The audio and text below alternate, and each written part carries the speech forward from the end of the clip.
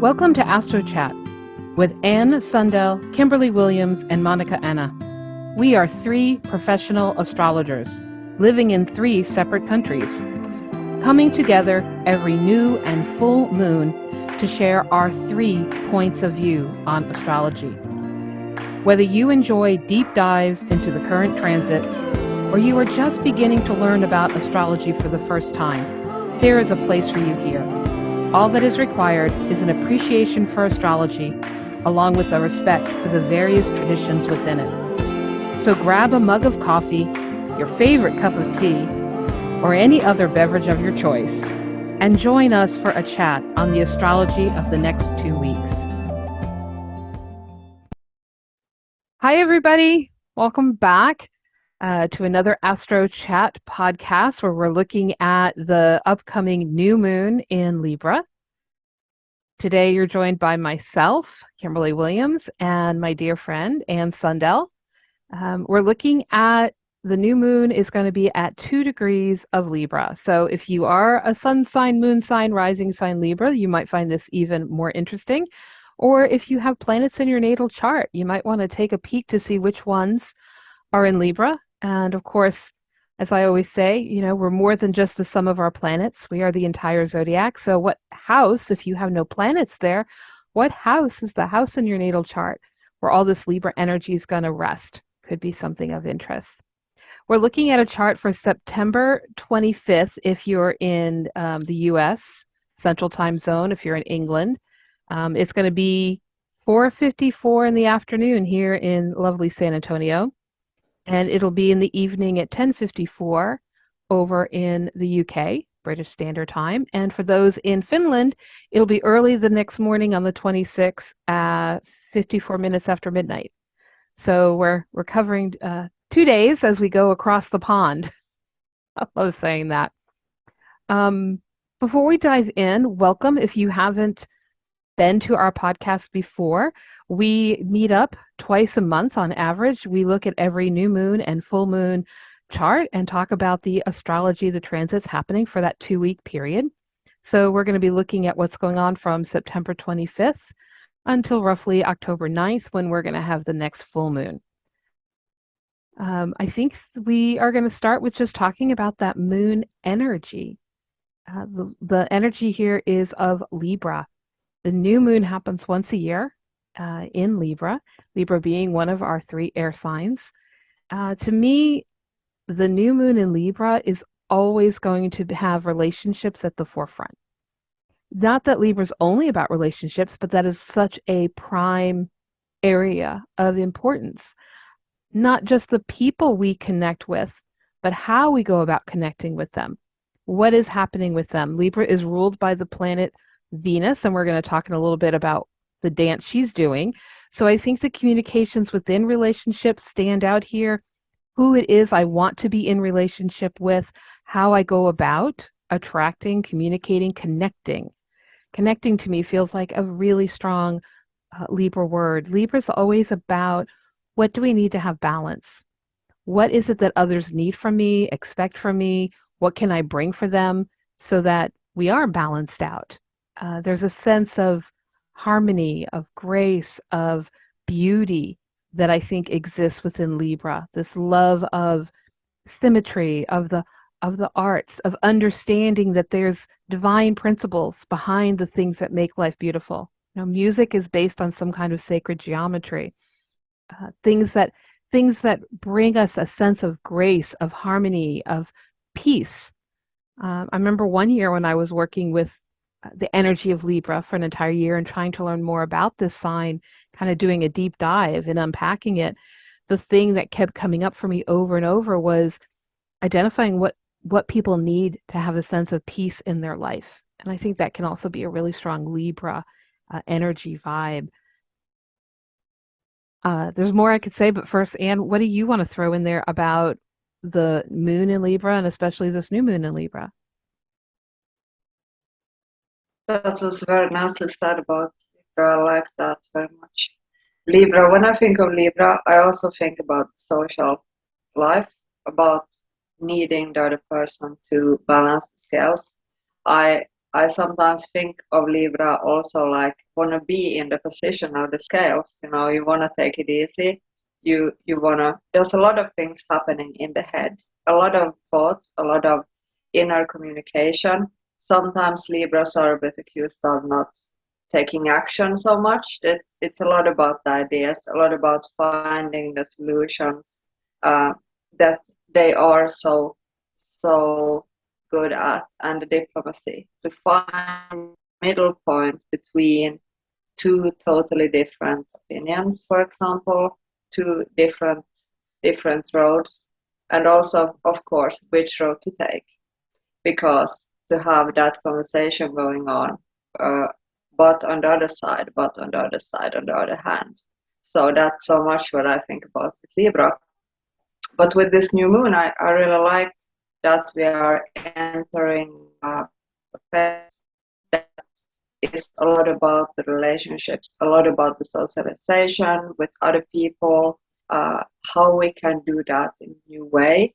And I was looking at the Sabian symbol for this moon, and I thought it was really interesting because it says that the dawn of a new day reveals everything changed. It's like a new beginning, a new set of values, and it fits this moon so well, I think. Yeah, that is beautiful. I love that. Yeah. One of the things I think can sometimes be a challenge when we're dealing with Libra energy is, as you mentioned, this idea of indecision that, if we're constantly weighing out, what do I need to have balance? If I'm constantly looking at the imbalance of what's missing or what needs to happen, sometimes we're not actually taking the action. And it is a cardinal sign. It does want to take action. And so often it's I can take action for another, right? Or I can take action in my relationship with another. But in the rest of life, I'm not sure what action to take, because will that create more imbalance? Will that bring things into balance? And I often think about Libra being the symbol for her being the scales, and thinking about, are we a scale? Are we the scales that are going up and down, or are we that fulcrum point in the middle? When one can embrace mindfulness, when we can step out of a situation and just hold it and see it, and also not be reactionary that, oh my God, something's changed. Now I need to react to keep the balance, but kind of recognizing balance is an ever changing thing, right? It's something we're constantly moving into. And if things are going up and down just a little, we're not in a place of imbalance, we're just in a place of flux. That's the natural cycle. It's when things are dramatically off scale, that something's really high or really low. Okay, now action is required. So I think recognizing the difference between reaction and action can be so useful in allowing the mind to really adopt a healthy perspective about this Libra energy. I just think also about Libra as a sign. We associate it a lot with diplomacy, with peace and finding the peace.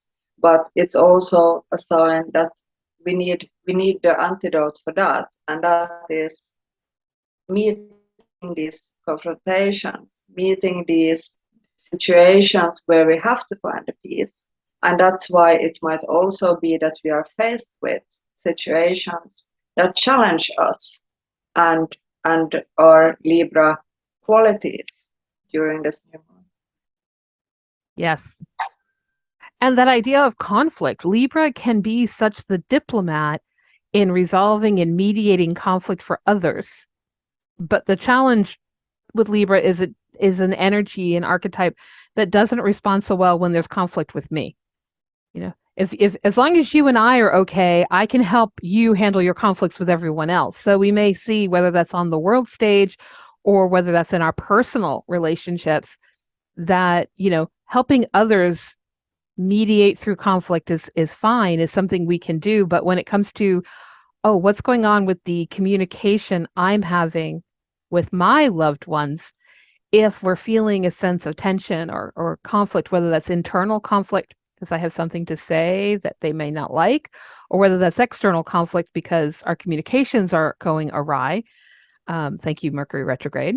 Uh, you know, it can be one of those, I don't feel like I'm in balance. I get that a lot where people are saying, I don't understand, Libra's about balance, and I feel more hyper aware of the imbalance. So I think just kind of remembering some of those pitfalls that every sign, every archetype can have might be useful because that might be stronger during this new moon energy. And Libra like to be nice. Libra like to be viewed also as a nice person. And it's also good to remember that you can never please everybody. And sometimes you just have to also say no. And Yes, you have to put the boundaries, because that I think is very hard for Libra to do. that is. And I think that brings us into the main aspect that we see hitting this new moon is its opposite Jupiter, right? The new moon's at 2 degrees of Libra, and across the chart, we've got Jupiter at 3 degrees of Aries. So I think some of the tension of this is, what do I need, right? What do I need to remember about myself? All that Aries energy of, well, what about me? If I'm making it all about others, or if others are expecting me to make it all about them, or both are happening, then what happens to me and my needs, and where do they fit in? And of course, Jupiter, likes to expand whatever it touches. So I think some of the tension here could be we're not finding the happy middle ground. We're not finding those amicable compromises that Libra strives for. It really comes down to, you want to, I'm planning right now some travel plans for next year. And it's like, the person I'm traveling with, let's just say, she wants to be at the ocean and I want to be in the mountains.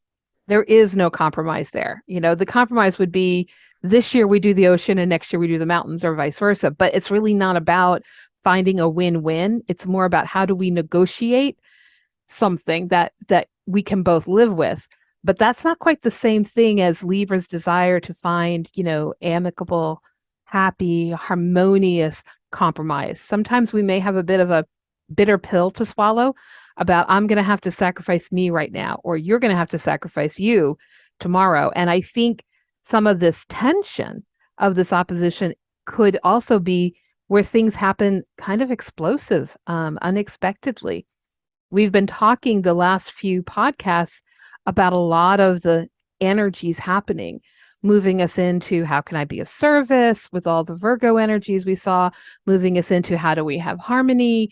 There's been a big push the last few months, since we got away from the last set of eclipses, and we kind of hit this nice energy lull. I think our last 3 or 4 podcasts we've been talking about, it's sort of the, how can I enjoy life? And here we have this, well, I can enjoy life, but now there's going to be conflict of some sort. And relationships are the stimulus, but really what's behind that, the shadow part is, well, what about me? Am I making it too much about me? Am I making it not enough about me? I kind of get that sense of like the tale of Goldilocks. This is too much, this is too little, this is just right. And perhaps with this new moon energy, we may have to try all of that on. We may have to make it about ourselves a little too much, because we weren't at all. And now we have to do it a little less because we did too, until we find that sweet spot. Absolutely. And I also get a feeling of this new moon as being a bit of beginning of trial and error Mm, season. That when we have sun and moon at this new moon, really in the beginning of a sign, we have Mercury and Venus in the end of a sign. And many times we talk about, or people ask, what does it mean when a planet is entering a sign, when it's just in the first degrees? And I feel that that's a bit like, if you think about, you're entering a party, you come into the room, there's a lot of people there. You need to assess the situation. You need to get to know this environment. What is my place here? And I get a bit of that feeling with the sun and the moon, that we're starting to look at this. We're starting to look at, who am I in this context, in this sign? What am I going to work with? Opposite to then when we have Mercury and Venus working in the end of Virgo, the last degrees, then we can think that when we've been in the party for 6 hours and had a few drinks, we're in the middle of everything, and we start to feel confident, and and we talk, and everything's happening, and then it's time to go home. It's time to wrap up, and that's what's happening with the planets when they're in the end of the sign. We're going through maybe the highlights of this, what we learned from this situation, and now we are leaving, and that might give them a more a stronger vibe of that sign, that they're not it's two very different energies at work here in this chart. Yeah.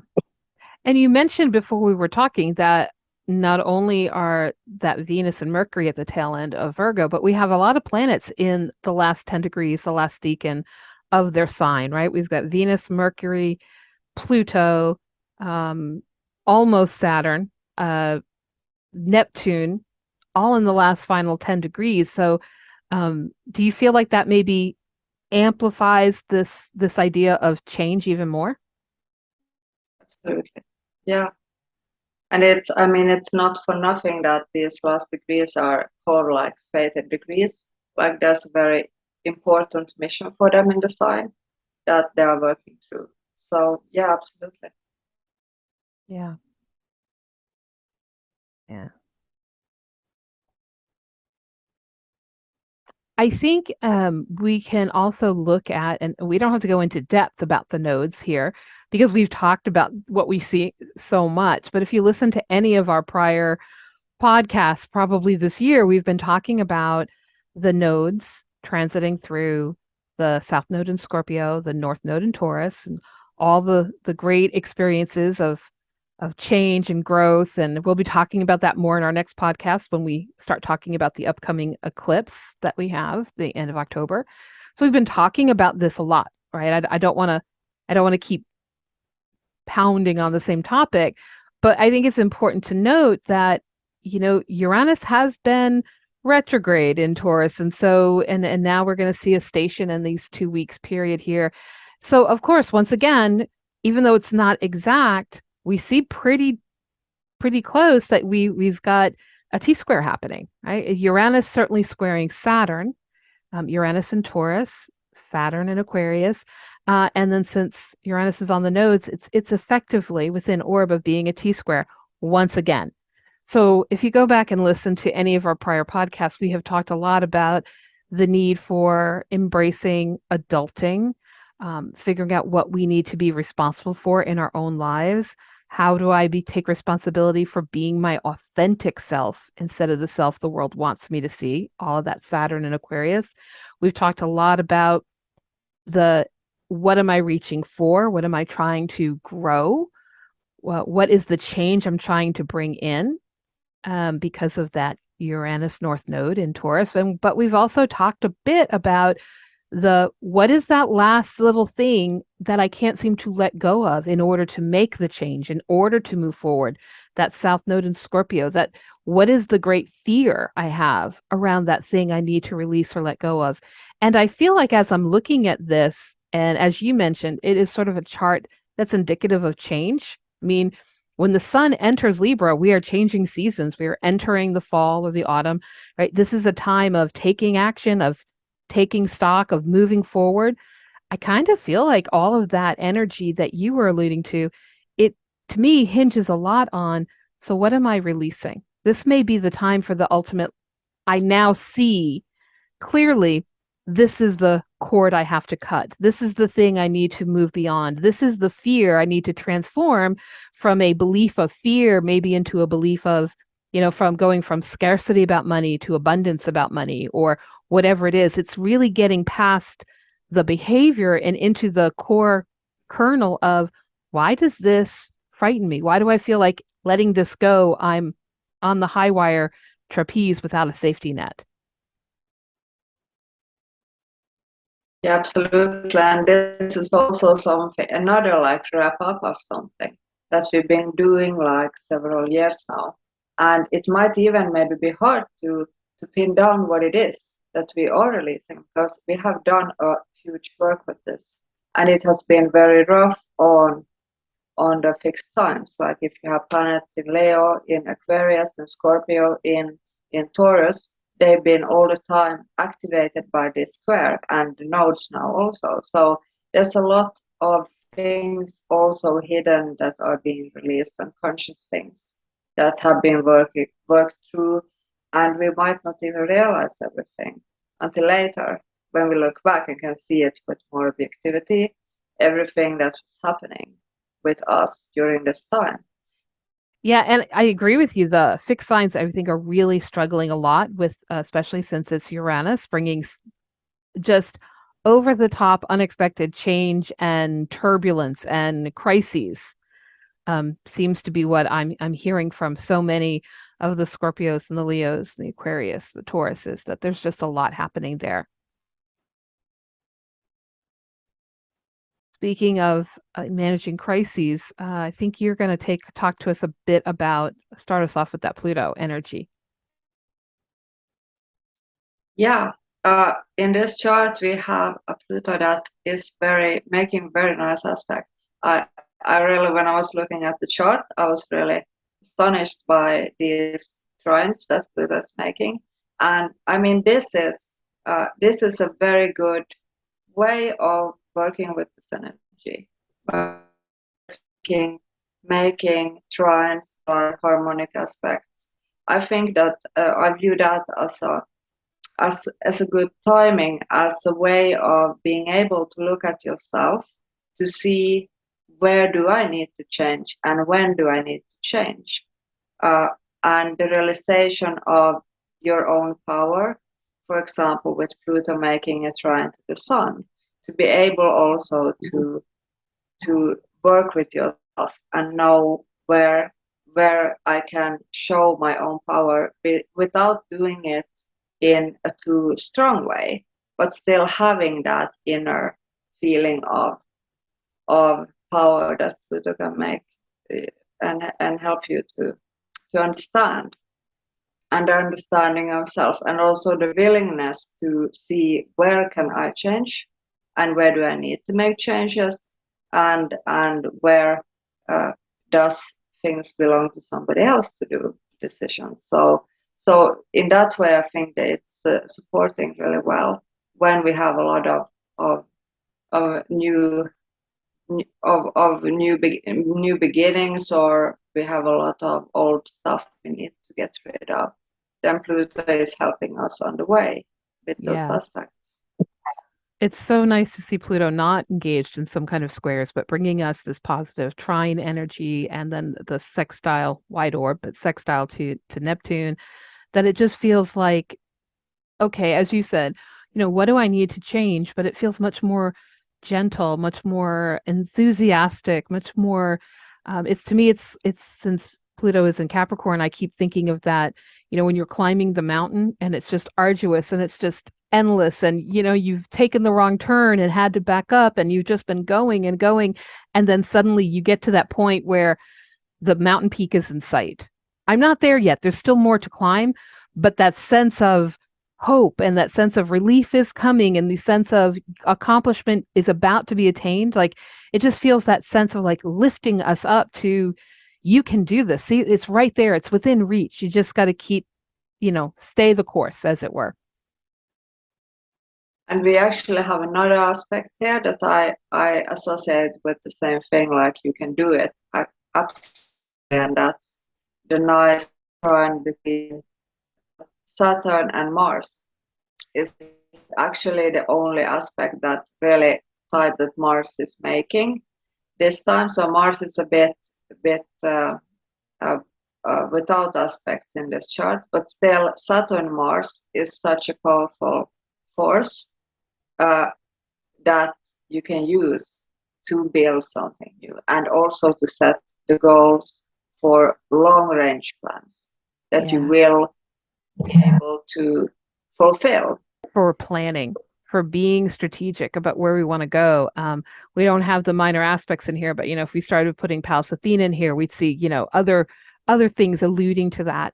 And I know that I hear a lot of astrologers talking about Mars and Saturn because in ancient times they were the malefics, and contacts between them is not good and can be bad depending on somebody's point of view with astrology. But I think here what I'm seeing is what I want to echo what you just said, that Saturn is looking at the long-term plan and Mars is like, okay, break it down so I can take action now. Like this is a great time to think about what are the steps I need to take to bring things to completion, to reach that mountaintop that I've been striving towards. I think things might be very clear that have been not clear before, or that we might be inspired if we've been dealing with a lot of burnout. And I'm saying that inspired because, as you pointed out earlier, with our dance between Mercury and Venus, which we're going to unpack here in a second, but opposite that, we've got Venus is at 25 degrees Virgo, Mercury's at 27 Virgo in her retrograde motion, but they're both opposite Neptune. Neptune's up there at 23 Pisces. Neptune in Pisces is having a very loud conversation. And I think you had alluded to it can bring some confusion. And I think definitely we're going to see confusion with what do I need to do in relationships? What do I need to do to move forward? But it can also bring that vision, that inspiration, that out of the box, suddenly I see something. I have a dream. I have a download. I have the aha moment of what's not about practical reality, but that other thing I need that's going to help me, that final thread that helps me, wrap things up. And that's bit of same energy I feel more that's not having aspects, that it might also be seen more like, okay, that Mars is not taking action, but it might also be seen as a more thinking out of the box, not being limited by too many aspects, to be able to use that energy in a more freely way. Yes. And so I think right now it's a great time for taking action and paying attention to and thinking about the actions we want to take. I think in 2 weeks when we meet up again and we're looking at the full moon energy, by then Mars will have moved into the later parts of Gemini and be arguing with that Neptune, and we might have confusion again. But for the next 2 weeks at least, it feels like this moment of clarity, this moment of realization about these are the things I need to change. These are the ways I can make change, and this is where I'll end up if I do that work. Absolutely. All right. So shall we talk about the dance of Venus and Mercury then? Because there's a lot happening there. I'm going to tackle the Mercury side first because I love Mercury. So we've talked a lot about the Mercury retrograde, right, in our prior podcasts. Go listen to them if you're interested in this transit. Mercury started off this retrograde back in the sign of Libra. What we're seeing different now is she's just backed up into retrograded back into the last degrees of Virgo. So even though the retrograde began around communications, relationships, air, mental realm energy, now we're seeing what's the practical side? What do I need to do? What do I need to fix side? Because now Mercury's stepping into that Virgo energy. So again, this idea of these are the things I might need to change. These are the things I need to adjust. These are the ways I'm going to negotiate so that I can move forward later on. And that to me is kind of exciting. I also love when Mercury is in Virgo because Mercury's a planet that rules Virgo. So there's this sense of being at home, the sense of in my mind, I understand. I know the way things go. I know the way it needs to move. Doing that might be a little more challenging, but the understanding and the knowing, I think is very strong and very there. With that energy, it seems like it's such a great energy for going back to old projects and doing them really, really in detail, looking at details, working with small, like spelling errors, for example, something really, really tiny, and you need to get it perfect to get it be done. That's my feeling of that. Totally. And going back to what you said when we were talking about that Pluto, right, making the contact to Mercury. Well, here's the other side of Mercury making that trine back to Pluto, breaking things down and understanding what is the fear I need to conquer so that I can have the achievement I want. breaking things down into whatever's not working. What is the step that's missing? What do I need to do to learn to adapt so that I can have that sense of success? I love when I personally just love trines between the earth signs because it's all about getting practical. It's all about what are the steps I need to take. And when it's Virgo and Capricorn, it's how am I going to achieve? Not and I think here too that anyone who's in the past or presently dealing with some of those nebulous fears, like the fear of success type things that don't make sense. They're not rational, but yet they're there. This is also really good if you want to do work on that because, here it is. What do I need to do to succeed? What fears me? What scares me about that? Okay. And how am I going to overcome that? Very exciting to me. I'm really liking this tail end, if you will, of the retrograde. And of course, during the retrograde, Venus, she's moving direct. So we're going to see that next week. I think it's Monday, Tuesday of next week. They're going to be exactly conjunct. Right. So you had some really interesting thoughts about what was going on with all of this energy merging when Venus makes that exact conjunction. Can you share some of that, Anne? Yeah, I thought about that when we are thinking about relationship, we're thinking about communication in relationships. And I think when Mercury is retrograde and it's gonna meet Venus, the love goddess, traditionally, then we are maybe having some interesting conversation with our spouses or with other people, maybe going back to things that have been bothering us before, or things that haven't been settled. And this is also a very nice time to go through these things with this, to think about what things did I leave behind that I really wanna straighten out right now. And still, in the middle of this, we have Neptune on the other side, so it's good to remember that they may not hear things said as you said them. So with retrograde Mercury trying to navigate this, it might be a bit confusion, but still I think that some knots might be able to be sorted also with that aspect. Yeah. And I think the potential for misunderstandings is super high here. As we struggle to find the right words, which may be challenging as retrograde Mercury opposes Neptune, our people we're communicating with may misunderstand us because Venus is opposing that Neptune. So I'm with you. I think it's sort of that being generous with ourselves and others, choosing to think well of myself and others, assuming that people mean better than and letting it go, being in the moment, just okay, well, that was a foot and mouth moment. Let's move on to the next moment. Let's not, hang on to what was said. Let's keep recreating some of the beauty in our life. Absolutely. And if it's hard to, or if you know that you're gonna have to do a speech or you want to prepare, you can always write it down before. You can always think it through and work with Mercury in that way. That might clear your head a bit about what you want to say, or maybe write a letter. Yes. The old-fashioned way, not on the computer. Not on the computer. Have some kinesthetic hand and mind connection by writing it down. I love that.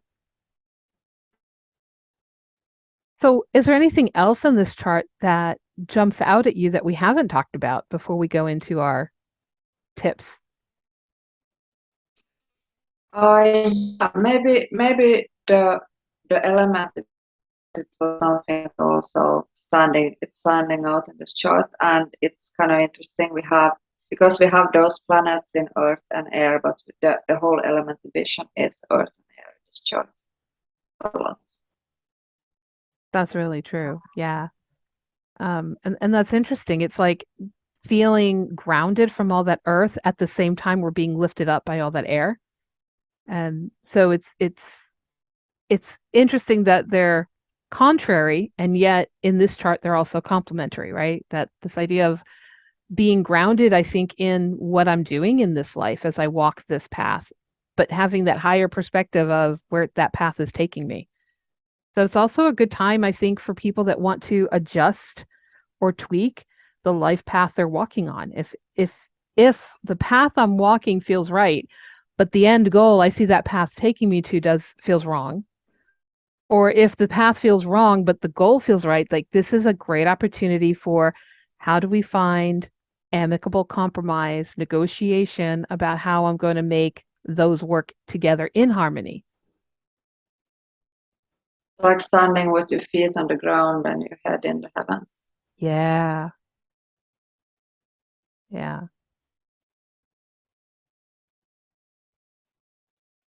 Well, I'm feeling very inspired, which I have to say the astrology of 2022 for the most part has filled me with feelings of this is momentous, this is powerful, but this is scary. This is the probably the second time this year that I've looked at one of our lunation charts and felt just this sense of I'm inspired, I'm uplifted. I know there's still heavy work to do, but it's sort of that moment of remembering why we're all doing this heavy work. Why, this 2 week opportunity of remembering why we're here at this time in the world's history. So I'm liking that. Yeah, I have the same kind of feeling about this chart. And to find the new values, to find a new direction is a lot. It's a lot. Yeah. This chart. You mentioned when we were talking before we hopped on here today, we're dealing with this finding our new direction, finding what our authentic self wants to do. And that's been ongoing, I think, since we had the great conjunction in 2020 of Saturn and Jupiter and Aquarius. And then we've seen it as Jupiter's moved on and made her aspects, and we've seen it with this Saturn continuing to square the nodes and continuing to square Uranus.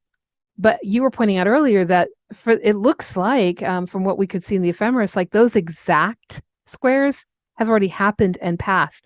We're now in it's still there because things are within orb. Things are close enough to each other. Everything's doing the retrograde stationary kind of dance, but the intense hits have come. Now it's sort of the wrap up work of that energy. That tension is still there, but how do we bring everything to resolution? How do we work on what has already been presented to us from the universe, if you will? How are we going to walk forward? Which can be challenging in its own way and can be scary, but not with the same intensity as when everything's applying and everything's building up and everything's happening at once. Yeah, the last times these aspects are happening, it's kind of really Yeah. aftermath of everything. And it can be also, of course, exhausting to let it go. Mm-hmm. Especially when we're dealing with South Node things to let go, right? If we've held on to this for our entire life or possibly lifetimes, it's hard to release. We exert a lot of energy to hold on to what I believe will keep me safe, and it can be hard for that ego to let go. So once that work is done, you're right, it can totally be exhausting in the process, and we can be exhausted afterwards too. I guess it's a A good lot of reminder space. to be gentle with ourselves. Absolutely. What were you going to say? I said that I think it's also freeing a lot of space for new things, for new possibilities. Yeah, When we get over that, when we get to the end of it. I agree. All right. So moving on to what are some of the techniques we're going to be working with during the next 2 weeks to kind of ground all of this energy we see in the chart. Going to go first, or you want me to? Just go. Okay.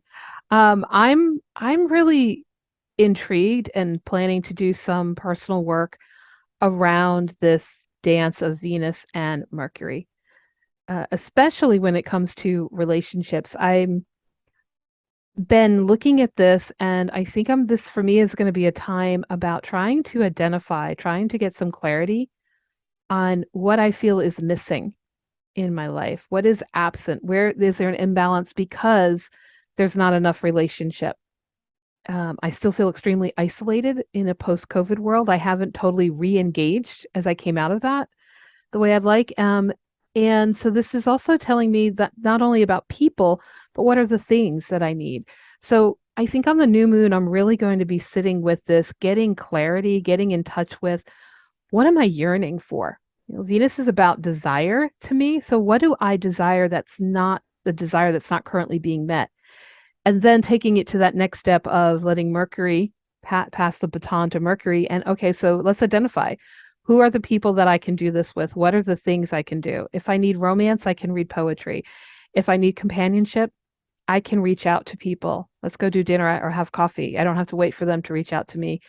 Um, and I think it's a lot more about having the things, the actions in my life that symbolize what I want than it's going to be about having the conversations. So when it comes to the immediate conversations with specific people I'm close to, I'm going to take that same attitude here of what are the things our relationship needs. So first question is what do I need? And then second question is what do my relationships need?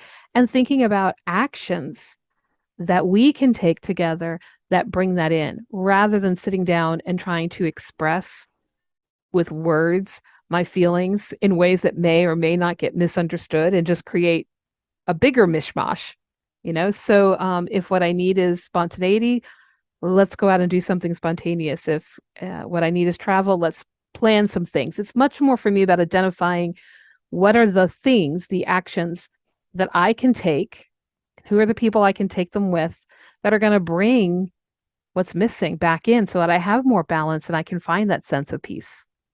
Okay, that's a long-winded tip and trick. It's not really short, but then it is also a new moon. So, new moons for me are a bit of just sinking into it and unwinding. So that's kind of the work I'm doing, and I would encourage others to see if that fits for them. What about you, Anne? That sounds really awesome. I would like to combine that Virgo and Libra and go into your own chart, the last degrees of Virgo and first degrees of Libra, and make a mental cleaning of that place. So see what you need and what you can get rid of with working with Pluto trines. Where can you do a renewal right now? What's up to you and what's up to the other people? This is my very short. I love that. I am pulling my chart down from the wall, and I will be doing that over the next few days for certain because that makes so much sense. Clean out that area of my chart. I love it. All right. Well, those are our thoughts, our musings about this upcoming new moon.